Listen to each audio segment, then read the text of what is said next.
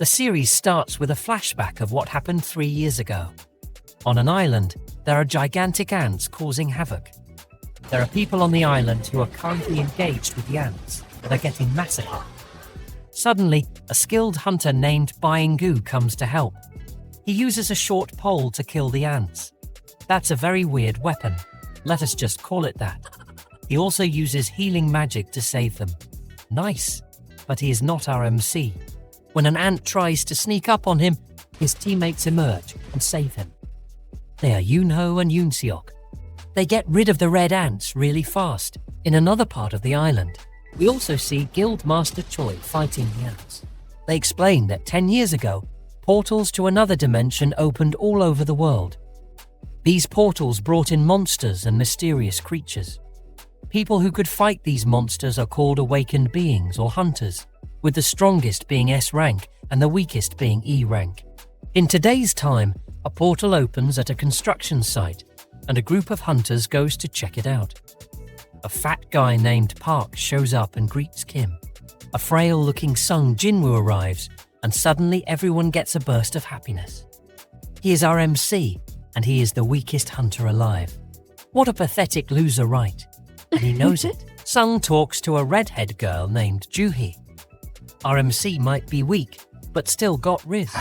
A guy named Song Cheol introduces himself as the raid leader, guiding the hunters into a portal. In the Hunter Association, the chairman talks to a subordinate about hunters making money by selling essence stones from defeated monsters. The story quickly shifts to Sung Jinwoo, who gets an essence stone after beating a tough monster. But he instantly gets attacked again, being saved by Park. Really pathetic and weak mech we got here. As they beat the boss, they are bummed because they got little to no loot in the dungeon. Suddenly, a man comes up on a cave in the dungeon, and they end up going inside the cave. It is disclosed that after defeating the boss, the party only has 1 hour to leave the dungeon. Jinwoo talks to Juhee and gets scolded by her. Amidst this, Juhee nervously asks Jinwoo on a date. Well, consider me jealous. And they reach a gate. The hunters open the door to find a huge hall with gigantic figures, with the biggest and most intimidating one on a throne. They discover writings on a tablet. Juhee says she saw the big statue's eyes move, and suddenly the heavy door seals shut behind them. A guy approaches the door and gets his head cut off by the statue guarding it. Now that's an easy yet gruesome way for a background character to die.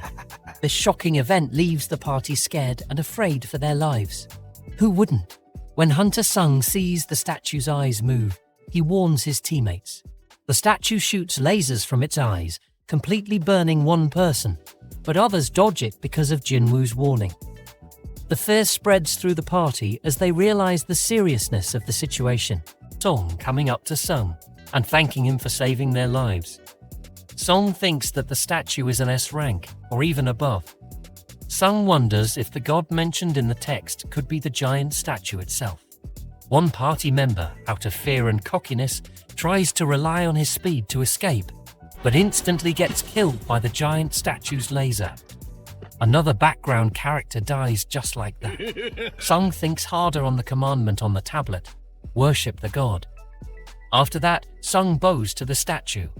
The statue stops attacking, and they manage to escape death. At least for now.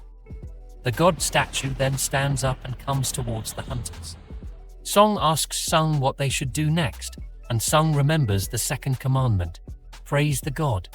A male hunter tries praying to the god statue, but unfortunately, the statue kills him. The statue also kills a female hunter, making the heroes run away.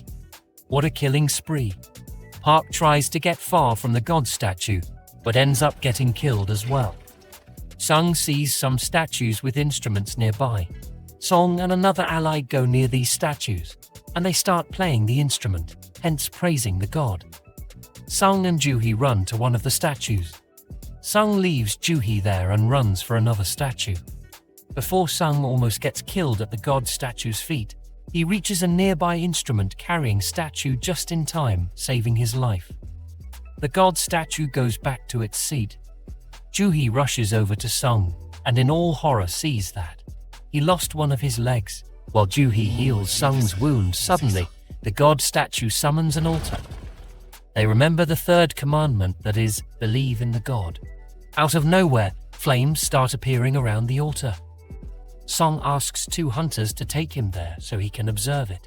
Sung asks Kim and Juhee to enter the altar's domain. Suddenly, several statues approach them, and Sung tells everyone to keep an eye on them. A female hunter can't handle the pressure and runs away and gets safely out of the door. Another hunter can't handle the pressure, drops Sung, and runs in the same direction the woman did. Sung tells all of them to keep watching the statue.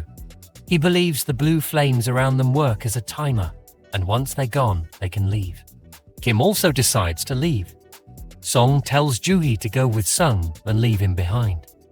Juhee tries to leave but realizes she can't move her legs. Sung tells Song to go with Juhee, so Song knocks her out and leaves Sung alone. As Sung attempts to fight back, the statues overpower him. In the midst of this harsh beating, just before the last flame goes out and a statue moves in to attack Sung, a screen appears in front of him.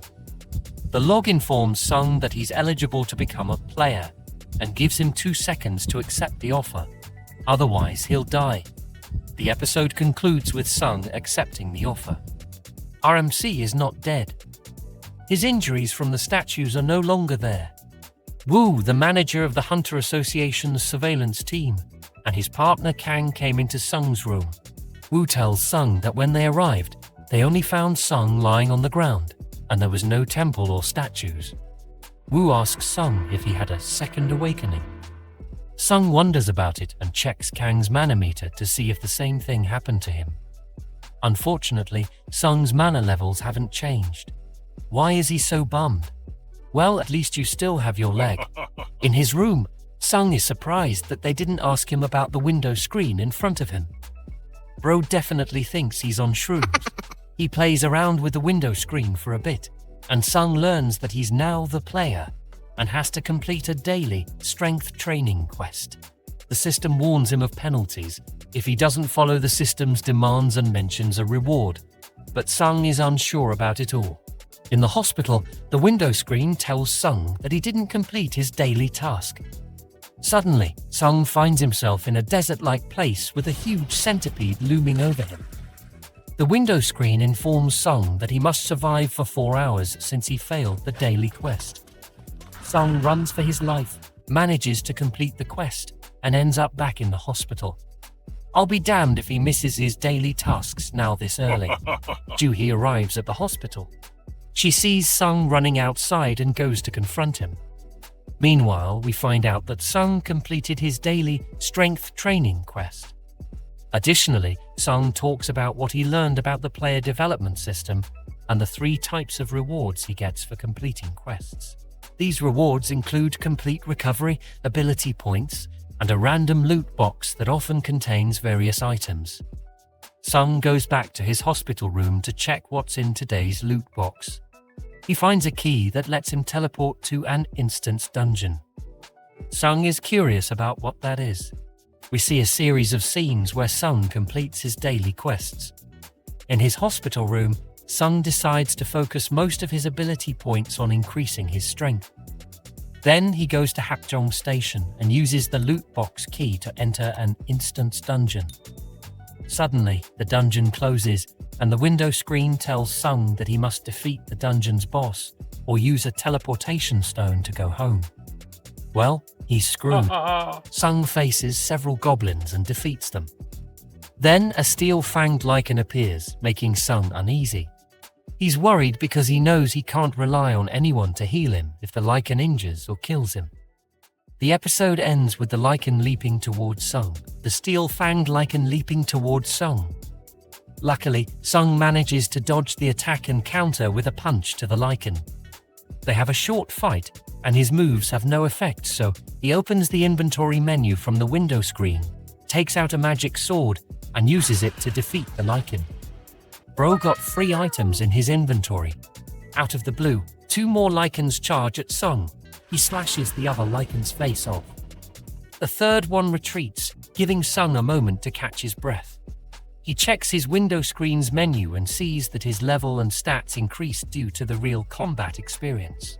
Suddenly, multiple Lycans show up, and Sung confronts them with all his strength. As he defeats each Lycan, several level-up notifications appear, and Sung eventually earns the title of Wolf Assassin. After defeating all the Lycans, Sung notices that his sword is wearing out.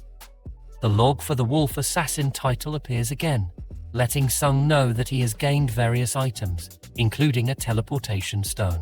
Sung decides to keep exploring the Instant Dungeon. Meanwhile, Sung is busy defeating magic beasts and gaining levels in the Instant Dungeon.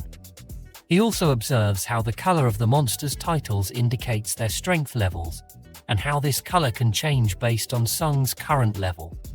RMC is getting stronger. Nice. Sung ventures into a perilous area, anticipating a formidable magic beast challenge. As he explores, the magic beast attacks Sung, breaking his sword.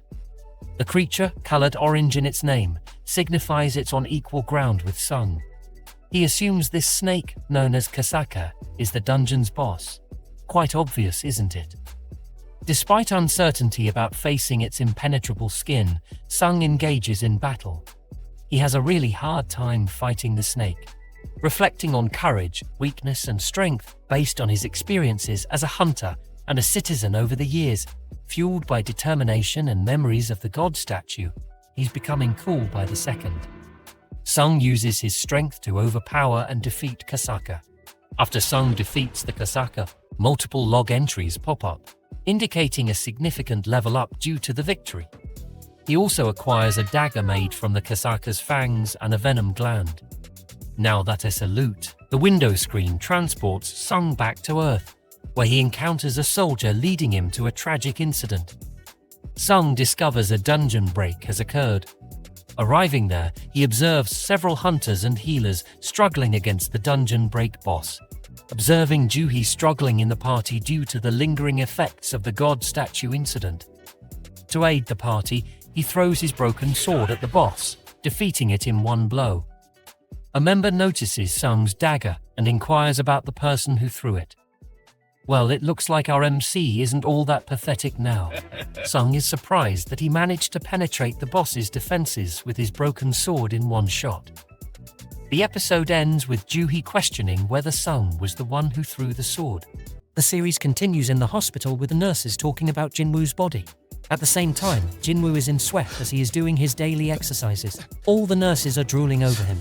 A nurse enters his room and sees him shirtless. She startles and admires Jinwoo's muscles. He asks, "What do you want to tell me?" She shyly informs him that today is his day of discharge. She also seeks her chance and asks for his number. RMC is a hunk now. The scene shifts to a news channel interviewing Baek Yoonho. He flexes how awesome he is with training, as he was a firefighter before. He is one of the Seveners rank hunters after all. Jinna, watching the news, turns the TV off and calls out Jinwoo, who just got out of the room. She is amazed by the sudden transformation of her previously loser brother. She is curious if he is exercising, and about how one can grow after adulthood. Jinwoo bids her goodbye as she leaves for school, while he insists that she bring an umbrella. Jinwoo plays around with the system and slacks off on the running. He also sees that he has some points left and thinks of transferring it to strength and agility, as what will a dumbass like him do with intelligence? He gets a call from his landlord asking for his delayed rent. He says he will transfer it in a bit, and the landlord appreciates it. He then tries to find a higher level gate to make money. However, even though he had a double awakening, he is still an E-rank hunter. It is still hard to get a decent gate for his rank. He thinks of re-evaluation, but contemplates that it will attract unnecessary attention, given that he is a rare type now. He finds a raid, and as he is running there, he finishes his daily tasks. About to accept the daily quest reward, he is interrupted by other members of the raid. Hwang Dong-suk introduces himself, while other members mock Jinwoo. Dong-suk stops them and tells him that he was only recruited because they need at least 8 people for a C-rank dungeon, and he's just a filler. He is not counted as combat power and will not get spoils, but will receive 2 million in cash as commission. Lame, but it pays the bill. He senses 4 C rank and 2 D rank or lower in the group. He is just to carry the luggage. He asks, "You're not bringing a healer in?" Dong-suk says they always managed like this. Jinwoo thinks they are reckless with just tankers and fighters, and it is quite concerning. He signs the contract even though it says the other party won't be accountable for any incidents in the dungeon. Yu Jinho, a 21-year-old D-rank hunter, approaches Jinwoo. Everyone is amazed by his flashy gear, and he promises to help protect Jinwoo. Well, he's in for a surprise. They talk as they approach the gate. They are taken aback by its enormous size. Jinho is worried, but Jinwoo says that a gate's size doesn't matter, but rather the magical energy it radiates outward. Jinwoo is still a bit nervous, as it's his first time entering a C-rank dungeon. As they enter, Jinho asks Jinwoo about luminescent stones which can be gotten from cave dungeons. As they walk further into the ominous dungeon, there's no beast to be seen. Jinwoo, using his intuition, warns the team about the attack of insect-type magic beasts. The other members are panicking as they get ambushed from above. Due to Jinwoo's warning, they fight back. Dong-suk uses his taunting skill, calling all the insects towards him, while Jinho protects Jinwoo.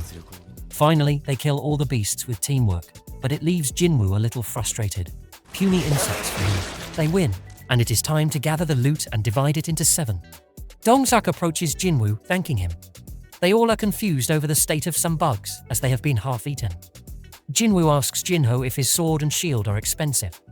Jinho responded yes, as it was given by his father for his first raid. Jinwoo warns him to be cautious. The scene shifts to the White Tiger Guild office, and their leader Beak is training, smashing a boulder. Amazing. Back to our raid team. They are making progress in the dungeon. However, Jinwoo is still uneasy with the group. They then reach a room full of magic crystals. They hit the jackpot. Everyone's excited. Dong-suk dreams about surpassing his brother. Jinho asks Dong-suk about Jinwoo's contract about the spoils, and magic crystals are not considered as spoils. Dong-suk cheerfully says it will be divided fairly.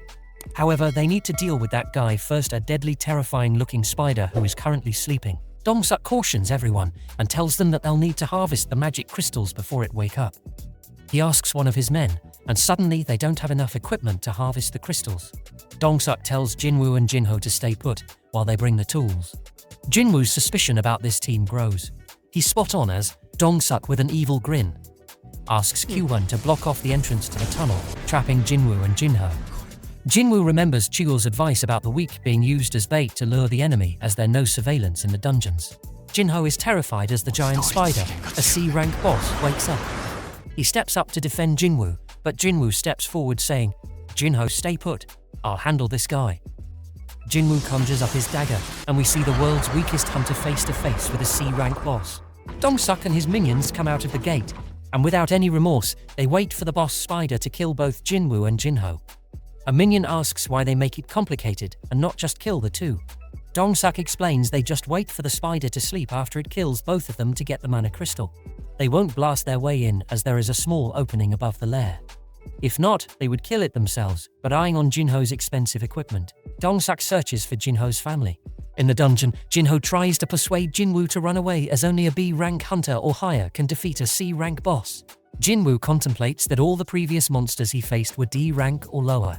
But still, our hero doesn't have fear in his heart, as he feels stronger now. He stays firm and composed and proceeds forward. The clash begins. The real hunt begins now. The scene shifts to director Go Gunhee in his car, and Jinchul offers him a sparring match, which the veteran battle-hungry director gladly accepts. Back to Jinwoo. He desperately fights the spider. Jinho is amazed, as these are not the movements of an E-rank hunter, and thinks he's a false ranker. He feels scared, as those are psychopaths who take pleasure in killing and wimps. However, this fast-paced battle is bearing no results, as Jinwoo's dagger is not penetrating the spider's thick hide, and he is notified that he is getting tired quickly. Jinwoo tries to locate the spider's weak spot and tries to attack, but is instead attacked by its acid. Jinwoo counters with his new skill, Dash. He storms to the roof of the cave and then attacks, but to no avail. He goes faster and faster by the second, but every man has his limits. His vitality runs out and falls. The spider attacks. Inches away from finishing him, he remembers the reward for the daily quests. Full recovery, he evades and attacks its eyes. Getting notification that his dagger skills paralysis and drain are taking effect, he keeps stabbing the spider until it falls dead. That was one nasty pest control. Jinwoo digs through the corpse to get the stone, while Jinho is astonished at what just happened and tells himself, no doubt, he's a false ranker. The scared Jinho offers to get the magic gems, carry the luggage and give him water. Jinwoo finds him weird. Finally, Dong-suk and his gang are back, wondering how come they are still alive. Director Gunhee and Jinchul sparring with each other, and Gunhee overpowers him. The director thanked Jichul for the relaxation, and that he improved. He replies training might seem futile as a hunter's power never changes, but can improve their skills. He agreed as it is necessary for the mind as a dungeon is a dangerous place. Back in the dungeon, Dong-suk and his men contemplate what happened, and are amazed that Jinho was able to kill a C-rank boss. They also know his status as heir to Yujin Construction. Dong-suk offers to spare him and says, "Kill Sung Jinwoo." He shows their true colors of killing the useless ones to get the spoils themselves and threatens to kill him if he does not comply with them. Our righteous Jinho, with fear in his heart, stands against him to defend Jinwoo. As they approach Jinwoo, an urgent quest appears to kill the 6 men. At the same time, Jinwoo is heavily attacked by Q1. Is he dead? The scene shifts to 3 women at a cafe talking about their guilds. They talk about how magnificent Hunter Chav is by taking down a ranked dungeon beasts with ease when they struggle.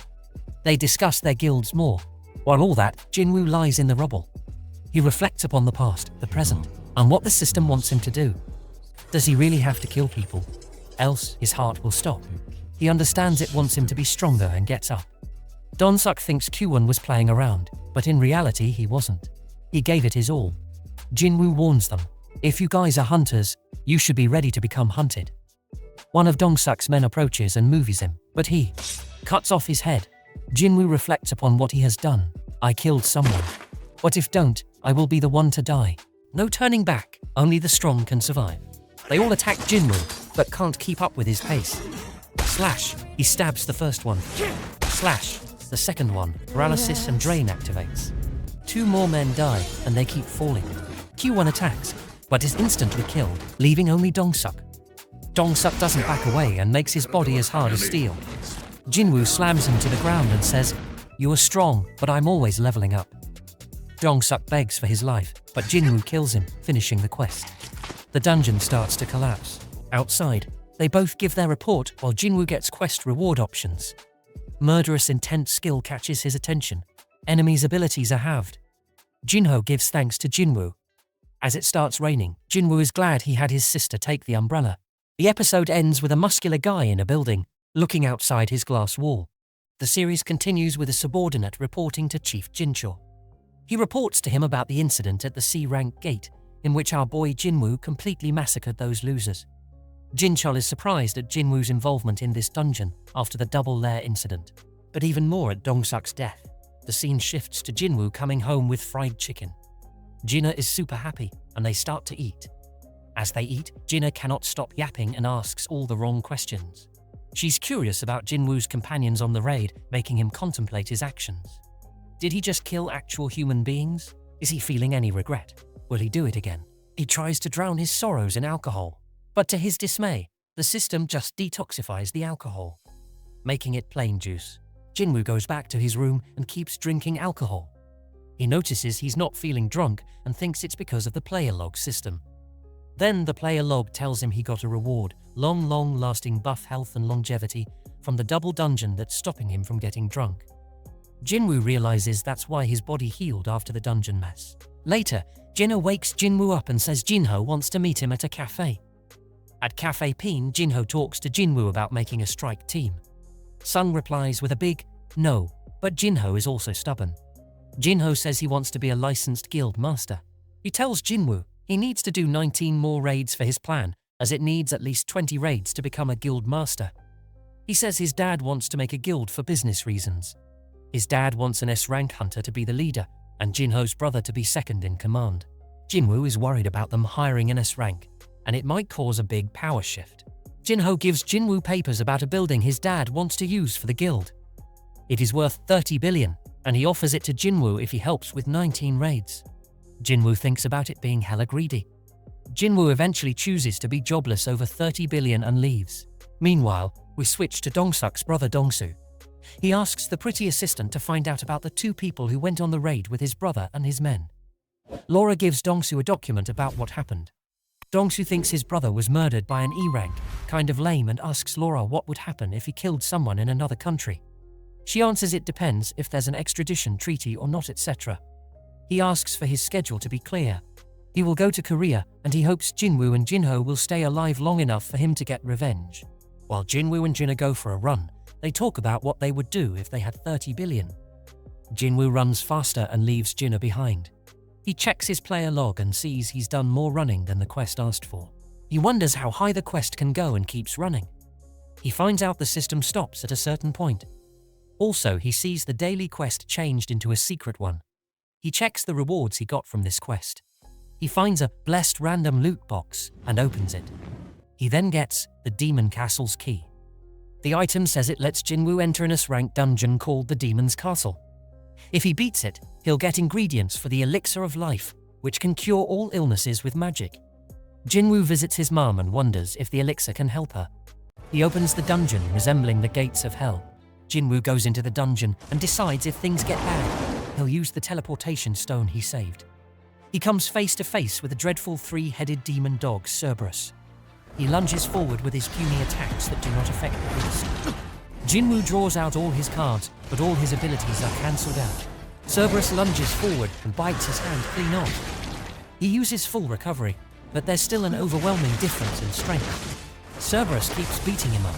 He tries to use his teleportation stone, but Cerberus attacks him and he drops it. He runs and goes to the player log's store and buys some potions, but it doesn't help much. He has very low HP. Jinwoo remembers he still has Kasaka's venom gland in his bag. He drinks it and gets a buff of minus 20% physical damage. He gets attacked by Cerberus again and gets tossed like a rag doll, but finally his attacks are inflicting some damage. As Cerberus holds him in its jaws, he stakes his life on it and stabs Cerberus in the eyes again and again. Finally, Cerberus falls. Jinwoo barely survived this ordeal. After getting healed for leveling up, he gets rewarded with the recipe to make the Elixir of Life and another key. Jinwoo knows his limits and vows to come back once he is strong enough. 3 ingredients are required for the Elixir of Life. Those are the words that haunt Jinwoo's mind as he sees his mother's unconscious face. But he needs to get stronger to procure them from the Demon Castle. He needs to level up. Afterward, Jinwoo meets Jinho at the cafe and agrees to join his 19 C-rank raids proposal. But he only wants them to handle the C-rank dungeons alone. Jinho is confused by Jinwoo's condition as C-rank dungeons usually need 8 people in a team. Jinwoo suggests they can hire others, similar to what Dong-suk did. Even though Jinho doubts it will work, it isn't like he has any other choice. Jinho is ecstatic to start raiding the dungeons with Jinwoo. Meanwhile, we see the gorgeous Hee undergoing training. A man named Yoon approaches her and offers her a business card of Yujin Construction. Later, we see Jinho and his father talking in a car. His father talks about how the world isn't the same anymore. The monopoly of the world changed when gates and dungeons appeared. The people who control this monopoly are the awakened beings who are in turn monitored by the Hunters Association. But the real profiting organizations are the guilds. He talks about the 5 major guilds in Korea, but he will not just sit idly by and will create his own guild to accomplish his goals. Meanwhile, Jinwoo is trying to exceed the requirements of his daily quest. He looks at his player log and realizes it's not counting his extra work anymore. He's disappointed because he was hoping to get something valuable from it. He checks one of his regular random loot boxes and only finds a useless bingo card. He walks around the city thinking about ways to level up more efficiently. He then gets an email from the Hunters Association. They need hunters for a D-rank mission. Even though he would prefer something better, he agrees to take the task. Meanwhile, Song and his student talk about their sparring session. Song gets an urgent summon and his student asks him about retirement. Although Song understands his student's feelings, he still wants to contribute to society. The scene also shifts to Kim's house, where he also plans to join this raid. His wife is scared for him, but he has to make ends meet. Looks like we're about to have a reunion. Later, Beek visits Choi. Beek is angry because Choi made him join an interview meant for Choi. Choi changes the topic and tells Beek about Jinho's father's plans to build a guild. Beek already knew about this and wanted to know why Choi called him to his office. Before getting an answer, we switch to Juhee and her mother talking on the phone. Juhee's mother insists that she come home and help with the family business. Juhee tells her mother she wants to make her own decisions and hangs up the phone. Juhee then gets a message from the Hunter Association similar to Jinwoo's. Back to Choi. Hee visits him in his office and mentions she got a business offer from a scout at Yujin Construction. She turned down their offer to be a guild master, but wants Choi to explain what he and Beek talked about. We then see Beek in a bar, thinking about his conversation with Choi regarding the failed raid at Jeju Island. Choi is upset that society has forgotten about the disaster there, unlike them. He wants to clear the island in the future. He is called the ultimate soldier, but for what cause? Beak also drowns in sorrow as he remembers Yoonseok, and for a moment we see a crusty old man begging for someone to die. Afterward, Jinwoo heads out for a raid without any equipment, which worries his baby sis. Song, who is also heading towards the gate, bumps into him. Both catch up as Song can barely recognize Jinwoo. Both head towards the D-rank gate, and as fate would have it, Joohee and Kim are also there. Kim is too ashamed to face them as they are catching up. 3 devious-looking prisoners, along with an official, arrive there. One of the associates explains that C-rank prisoners will be joining them as substitutes for the expedition. She says they're short on staff and assures everyone that these prisoner hunters will behave. Additionally, they'll be accompanied by an inspector named Kang. Kang introduces himself and assures everyone that he'll keep the prisoners under control. Song asks Jinwoo if he can lead the group despite their past experiences in a double dungeon expedition. Jinwoo agrees and Song is really grateful for this chance. The episode ends with Song leading the group into the dungeon. The episode starts with the prisoners massacring the goblins. Song and Jinwoo also kill their share of goblins. Song and Joohee commend Jinwoo as he is not as pathetic and got hurt as he used to be. They keep exploring and reach a point where they have to choose between 3 paths. The prisoners and Kang take the path on the right. Jinwoo, Song and Joohee go left as he perceives that is where the boss is. Kim and his ally choose the middle path. As Kim and his teammate battle the goblins, Kim is very disappointed in himself for what happened in the double dungeon. He promises himself to be a little less pathetic and apologize to Jinwoo. Meanwhile, Kang questions if the prisoners would feel the same if the goblins were humans instead. They say they wouldn't care either way. We then see a flashback, a father crying for his dead daughter, a husband in utter sadness for his hospitalized wife. He mentions how it's unfair that these prisoners were given a chance to free themselves, considering the pain they caused him and his family. He offers Kang $3 billion to kill the prisoners. Kang tells the prisoners with an evil grin on his face that when he leaves the place, he'll tell the other inspectors that the 3 died while fighting 100 goblins. Kim and his ally come across Kang. Kang beheads the last prisoner and heads toward Kim and his ally. As Jinwoo remembers Kang, he hears someone shout. They rush to the scene and found the corpses of the prisoners and Kim's ally, and with a dripping silence they saw Mr. Kim taking his last breaths. Joohee instantly heals him.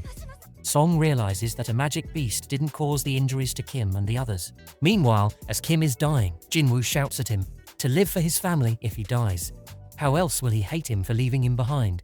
Mr. Kim in his dying moments apologizes to Jinwoo and passes away. Suddenly, a blade appears from nowhere, just inches away from Joohee, stopped by Jinwoo. Kang is impressed. Kang tells them he plans on killing them and pinning it on the criminals, which in turn he had to kill. As a last-ditch effort, Song, a magic-type hunter, picks up the sword and asks for a buff from Joohee. With the strength buff and Kim's sword, Song engages in combat. He is equally matched with Kang. Kang tries to attack Joohee. Song defends well, but soon Kang gets serious and starts slashing Song all over. As it seems all lost for Song, Kang falls right into his trap, and he is engulfed in flames. But in the smoke, Kang appears again, about to stab Song. In the blink of an eye, Jinwoo is his new opponent. Kang is surprised, as no E-rank can defend against him 2 times. Kang is sure Jinwoo underwent a second awakening. Jinwoo questions Kang's intentions, to which Kang replies it is a job for a client. But Jinwoo knows it's a lie as he tortured Mr. Kim and his ally. In a flashback, Kang accepts the client's task, not because of the money, but because he loves to kill people. Jinwoo and Kang's fight commences, and a flurry of slashes can be seen, with both moving at incredible speed. Seeing Kang's bloodlust, Jinwoo's player log system assigns him to kill Kang, and Jinwoo goes all out, surpassing Kang. But suddenly, Kang vanishes, unleashing his hidden skill stealth. Kang boasts that no one has ever seen this technique, because all those who have seen it never live long enough to tell the tale. Kang cuts through Jinwoo's leg. The situation looks dire, but our MC yet again busts out a hidden technique, healing himself. Kang, out of options, strikes again, but cannot hit a single blow, as Jinwoo has yet again surpassed him. Looking deep into his soul, a terrified Kang cannot do anything but drown in fear as he is stabbed in the chest, as Kang is defeated. Kang wonders how Jinwoo became so strong despite being an E-rank hunter. Kang laughs and coughs up blood, saying that now that Jinwoo has killed him, he can no longer pretend to be an E-rank hunter. Jinwoo collects his rewards and reflects on Kang's words. Joo-hee and Song express their gratitude to Jinwoo for his help. Jinwoo tells them to leave the dungeon, and he proceeds to the boss. Later, Jinchul and a dungeon supervisor arrive at the dungeon's location. Jinchul is astonished by Kang's murderous intentions and Jinwoo's appearance. He asks who killed Kang. Although Jinwoo is worried, Song steps in and claims he killed Kang, giving credit to Joo-hee for assisting him. Jinchul doubts that Song could defeat Kang, but accepts the C-rank hunter's explanation. While Jinchul talks with his acquaintance, Jinwoo observes him and realizes he's an A-rank hunter. Song tells Jinwoo that this is his way of repaying him for the double dungeon incident. 3 hours later, Jinwoo reveals that Kang's client turned himself in. The episode ends with Joo-hee showing Jinwoo an essence stone, and if he remembers it, Joo-hee and Jinwoo walk in the park. During their walk, Joo-hee confesses to Jinwoo that she still feels scared about the double dungeon expedition. She also admits that she thinks she should be challenging higher-ranked dungeons instead of lower-ranked ones. Joo-hee gives Jinwoo the essence stone and reveals her plan to retire and move back in with her family. After Joo-hee leaves, we see flashback of the conversation between Jinchul and Jinwoo.